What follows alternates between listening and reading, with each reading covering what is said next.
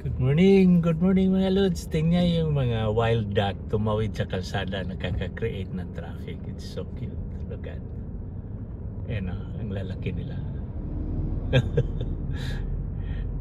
Hello, hello, hello. Pauwi na ako sa galing trabaho. Dito na ako malapit sa bahay. Maraming salamat mga idol sa panonood sa aking mga video. Ito na, stoplight. Yan, Fort Caroline. Tapos papasok na ako.